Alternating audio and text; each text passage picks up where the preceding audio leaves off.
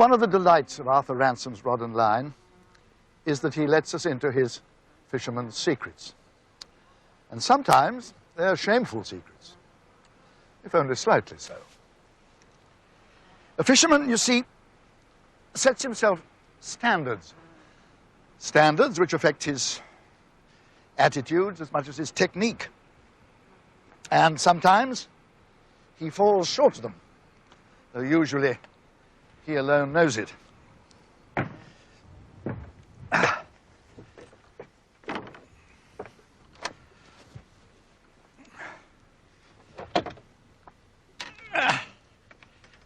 He cheats himself. But when he does expect to do well out of it. If a golfer guiltily picks up his ball in a bad lie and tees up before the next stroke, he expects to hit it well. He rarely does, of course. And so it was once with Arthur Ransome.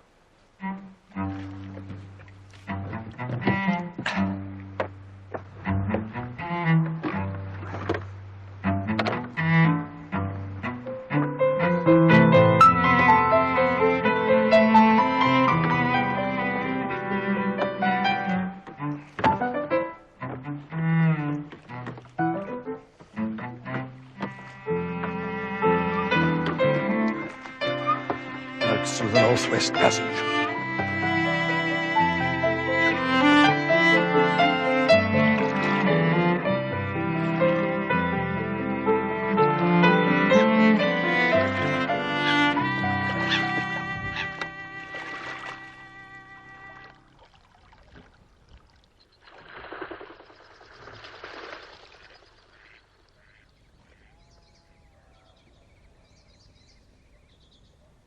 With the morning gone, and with it the best of the taking time, and the river thin and unpromising, I went up to have a look at the town on the hillside, and in the afternoon and evening got 5 fish, of which only 2 were worthy of the place. That's one of the blemishes of still water fishing. The feeding fish cruise for their dinners, instead of taking places and having their dinners served to them by an obsequious stream. In the stream, they are as strict upon the point of precedence as diplomatists' wives at a reception, so that a fisherman who knows his business knows where is the head of the table, where the most coveted seats, and, since precedence among fish is an affair of strength, finds it possible to offer his flies to the better fish. In the lake, it is very nearly a matter of luck, whether you get a big fish or little ones. All you can do is to fish as well as you know how, to hope for the luck of putting your fly rightly in the close neighborhood of a big fish who may feel disposed to take it, to see a rise and then another, and to be right instead of wrong in your assumption that both rises are made by the same fish, and in your consequent deduction of the direction in which he is moving.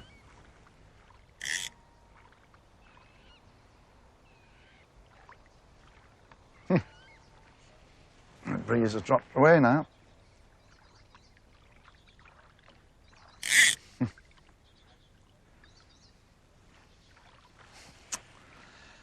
The chance nature of town fishing is derogatory to human nature, like betting on horses you've never seen.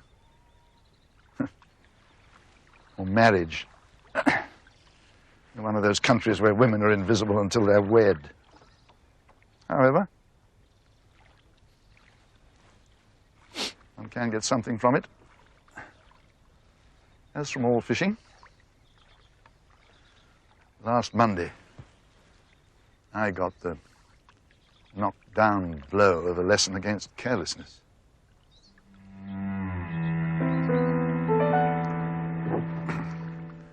I'd always hoped to get one of the really big trout that I know certainly lurk in that place. An unworthy hope, like the hope of winning the big prize in a lottery.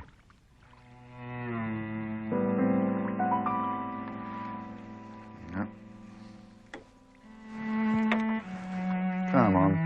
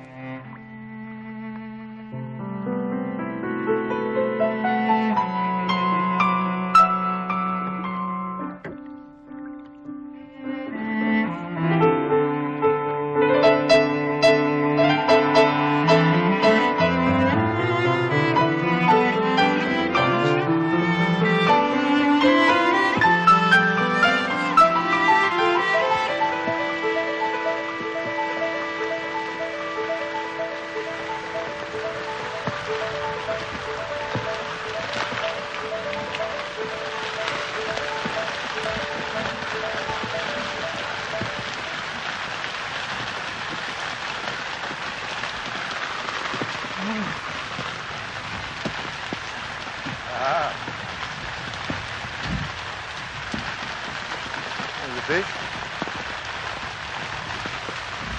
Another fish.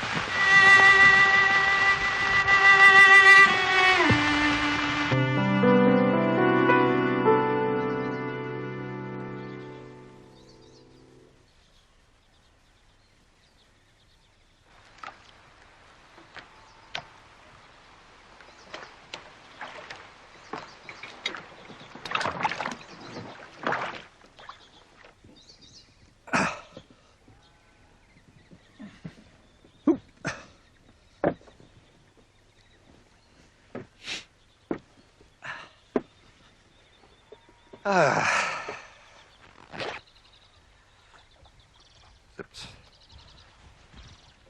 That's better. That's better.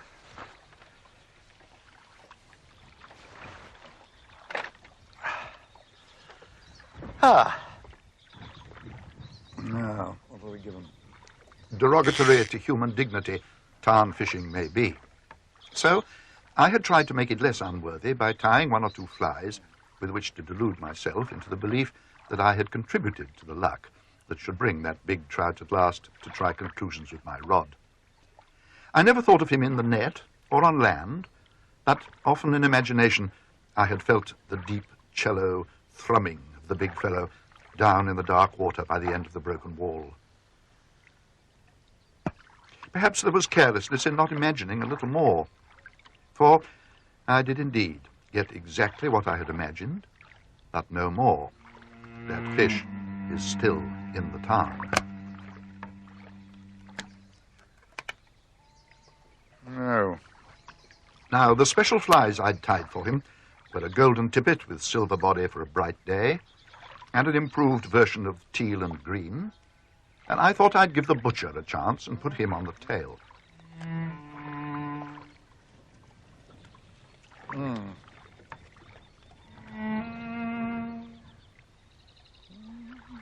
There was plenty of time for this sort of shilly-shallying, for there was no wind on the tarn, and for long intervals, not enough even to drift a boat across the smooth water.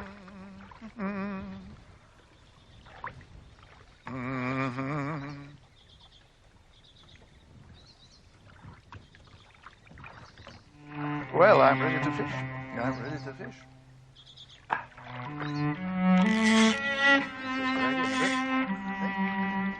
Just as I had the butcher fixed, the water was ruffled by a breeze. From the corner of my eye, some 20 yards away, I caught a glimpse of movement. A big fish? Lovely breeze for it. Beautiful.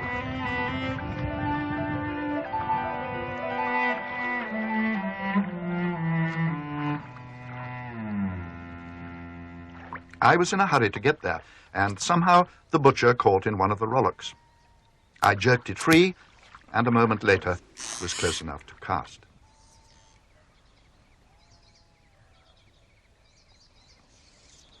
I saw a small, quiet rise and cast towards it, letting the flies rest on the water. The line suddenly became alive. I struck, and down went a really heavy fish. Deep down, he swam in towards the boat while I reeled in like mad.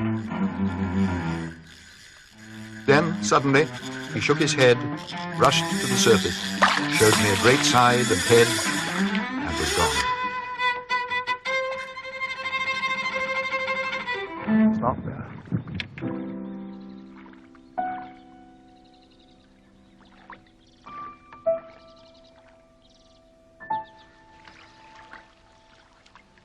I reeled in and looked at the butcher.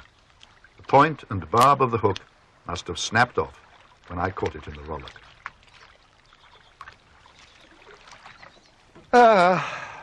I was well paid for my carelessness. Fishermen always are.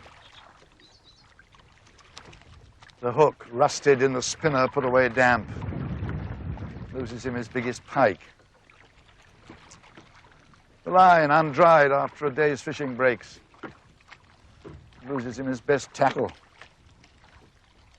The reel, unoiled. Jams just at the moment when the carp is making his most tremendous rush. The gaff unlooked to. Twists in the socket of the handle. Loses the salmon of the year. Aye, aye. But the easiest piece of carelessness of all, and the swiftest rewarded, is disregard of the points of your fly hooks. And the enormity of the punishment seems the greater when we think of the seeming slightness of the thing we have neglected. A faint click behind our backs when casting from a stony bank. Even the act of unhooking a fish. And in this case, an incident that would never have been remembered, except for its tremendous consequences.